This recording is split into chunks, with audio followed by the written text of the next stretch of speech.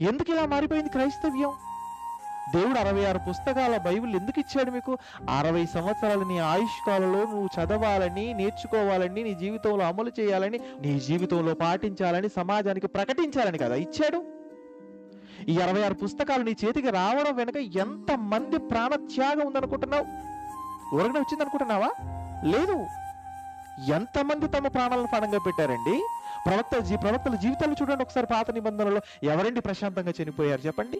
ఒక ఇర్మియా జీవితం చూసినా, ఒక హోషేయ జీవితం చూసినా, ఒక యెషయా జీవితం చూసినా ఎవరి జీవితం అండి ప్రశాంతంగా ముగించబడింది? ఈ రోజు నువ్వు ప్రశాంతంగా 3 పూటల భోజనం చేస్తున్నావు, ప్రశాంతంగా మంచం మీద హాయిగా పడుకొని నిద్రపోతున్నావు. కానీ ఆ రోజు వారు నిద్ర లేక, తినడానికి సరిగా ఆహారం లేక, ఉండడానికి సరిగా ఇల్లు లేక, ఎన్నో కష్టాలు, శ్రమలు, బాధలు అనుభవించి వారి జీవితాలను ఫలంగా పెట్టి ఈ గ్రంథాలని రాసి మన చేతిలో పెడితే కనీసం చదువుకోవడానికి కూడా మనకు ఒళ్ళు సహకరించడం లేదంటే ఎంత బద్ధకస్తులంగా మారిపోయి ఉంటాం.